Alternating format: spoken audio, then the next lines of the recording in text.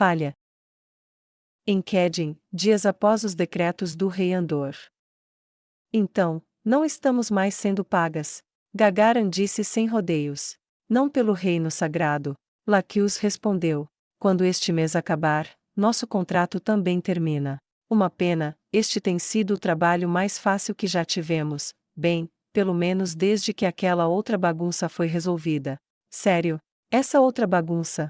Disse tia. Isso é o que estamos chamando de quase colapso da cidade contra um exército de milhares. Tina terminou para sua irmã.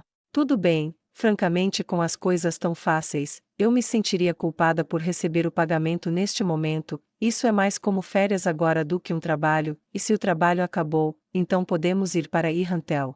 Evilei disse.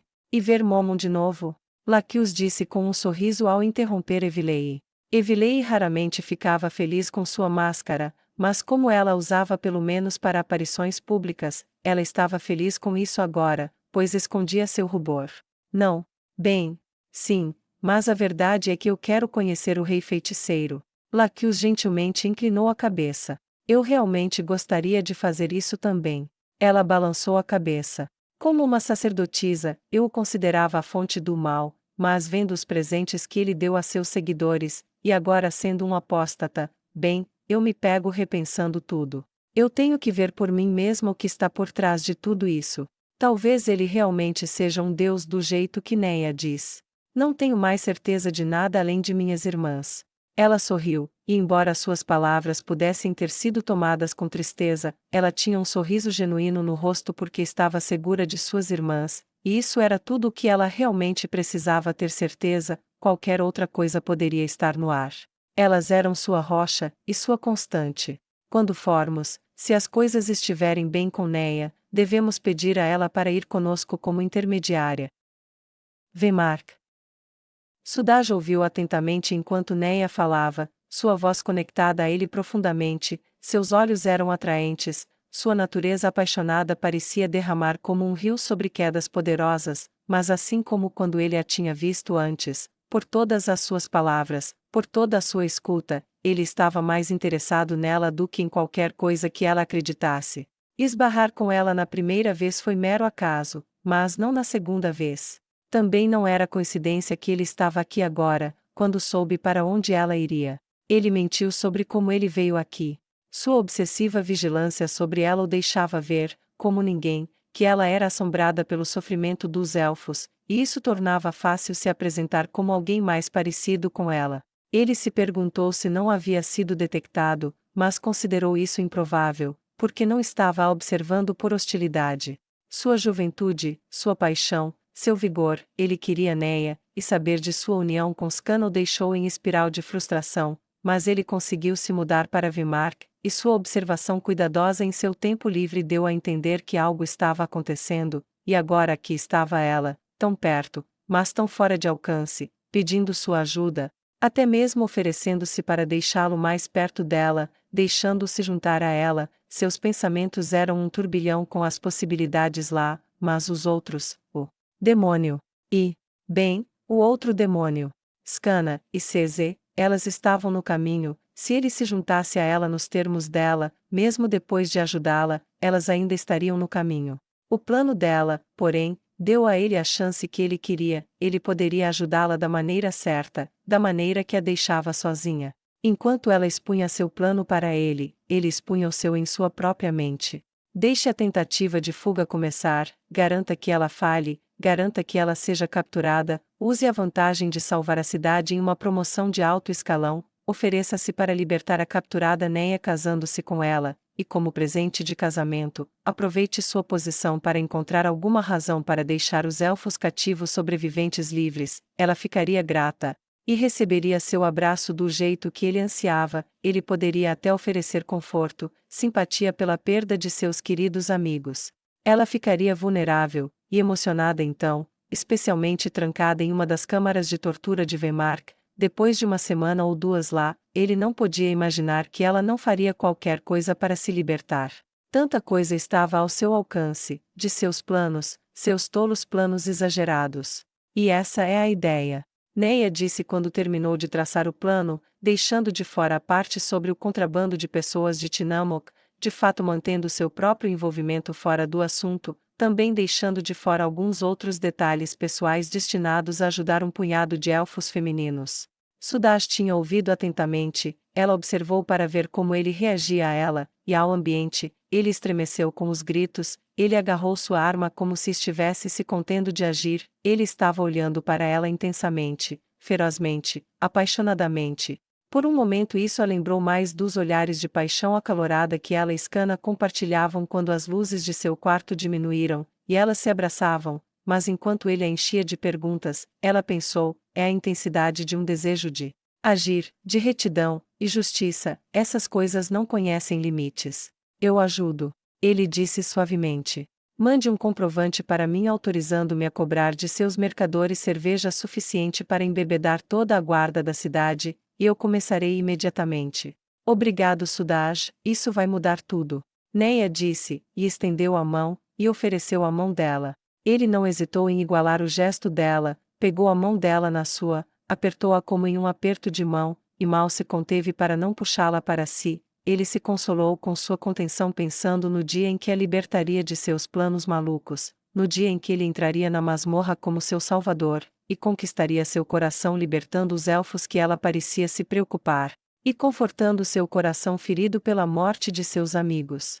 Resumidamente, ele considerou se o morto-vivo responderia ou não, mas ele duvidava, envolver-se em assuntos nacionais era uma coisa, mas agir pessoalmente para salvar uma única pessoa, os reis não fazem isso.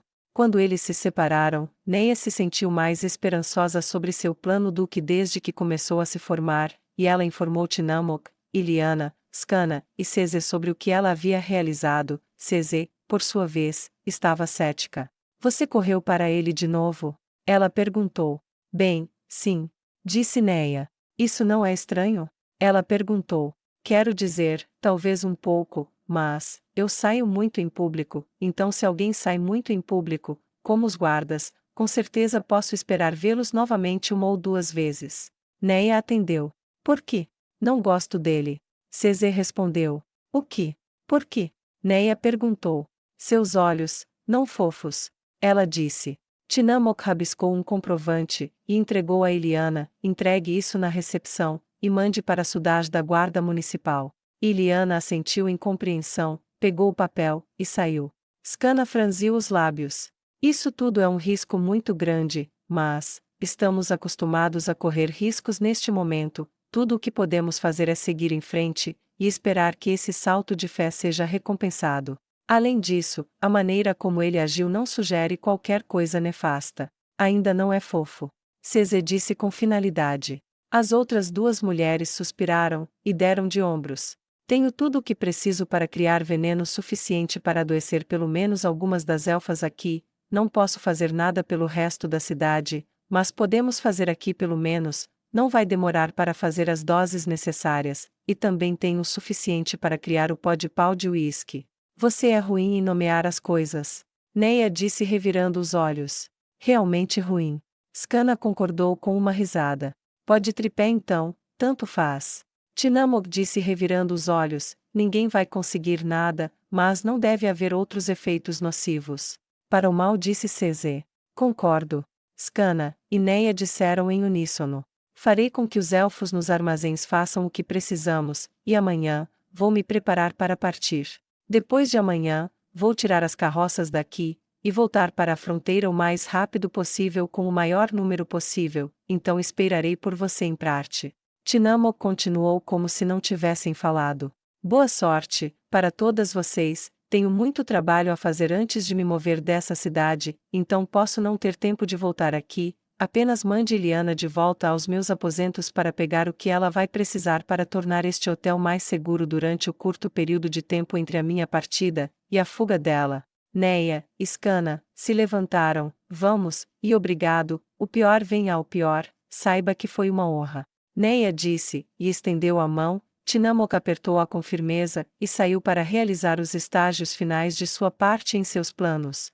O dia seguinte foi inebriante, com todos os preparativos finais feitos, e alguns conjuntos de armadura enviados de Nazarick a pedido de Ceze, ajudaram a aumentar as chances, pois foram silenciosamente contrabandeados para alguns dos elfos que demonstraram a maior aptidão para combate em seu treinamento relativamente breve. Iliana pegou o punhado de doses de veneno que recebeu, tanto para ela quanto para os convidados, que ela contrabandeou para os cozinheiros elfos que ficaram mais do que felizes em desempenhar um papel na punição daqueles que abusaram de suas mulheres. No dia seguinte, ela e alguns outros consumiram as toxinas, assim que Tinamo começou a tirar suas carroças da cidade, e conforme previsto, quando alguém veio buscar Iliana para mandá-la para outro hóspede, eles a encontraram gravemente doente, e a deixaram sozinha, como ela previra.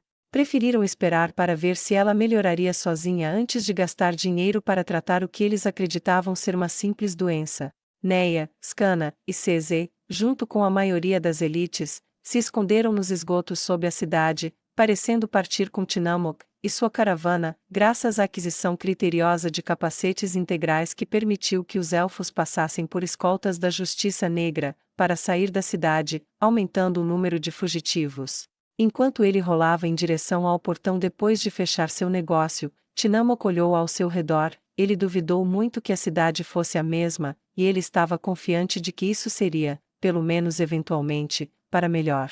Seus nervos estavam muito mais calmos agora, o perigo constante de seu guarda e companheiro em sua proximidade o tornará mais corajoso do que na juventude, e o som rangente das rodas da carroça era uma influência calmante de qualquer maneira, seu som familiar como o de um carro. Cobertor quente e bem usado para sua alma. A porta levadiça estava levantada para permitir a saída durante o dia, e ninguém contestou sua partida. Ele virou a cabeça casualmente, e olhou para o fosso, pensando no corpo do homem morto na água, o homem que ele matou. Ele se perguntou se o homem merecia morrer, se fosse tão ruim e podre quanto a cidade, ou se fosse um dos poucos que ficavam enojados com tudo isso. Era uma curiosidade fútil, mesmo que não merecesse morrer, tinha que morrer. Muita coisa estava em jogo, o mesmo valia para os dois que Skana havia incriminado, tinham que morrer também, e agora muito mais tinha que morrer. O solo seria regado com o sangue de justos, e injustos muito em breve, e por mais que ele esperasse que o plano desse certo, e todos os elfos fossem libertados, a verdade é que ele estava realmente mais preocupado com seus amigos, e era assim que ele os via agora. Era raro comerciantes de grande sucesso terem amigos de verdade. Todo mundo era cliente ou concorrente, e estranhos viam em suas habilidades e recursos alguém que poderiam explorar para si. Amizade era uma raridade na melhor das hipóteses. Agora ele tinha várias, e todas elas estavam em risco, e ele as estava deixando para trás. Ele agarrou as rédeas com força, e se forçou a olhar para frente. Ele sentiu o desejo de se virar e atacar a cidade, lutar como Neia lutou em parte, fazer o que ela fez. Mas ele sabia que era impossível. Ele não era Neia Baraja, ele era o comerciante Tinamok, e isso era o que ele podia fazer. Assim, a cidade começou a desaparecer atrás dele, tornando-se cada vez menor conforme ele se dirigia para o sul, onde ele girava, e tomava uma longa rota para o norte, para que qualquer um que o procurasse fosse na direção errada. À medida que a cidade ficava cada vez menor, ele relaxava, pelo menos sua parte do plano era um sucesso, como quando alcançou sua posição dúbia, e virou na longa e isolada estrada que o levaria bem ao redor de Vemark. Os elfos marchando disfarçados atrás dele, ou montados em cavalos, ou sentados em carroças, permaneceram tensos, e essa tensão não desapareceu por vários dias, até que alguém veio encontrá-lo na longa estrada para o norte.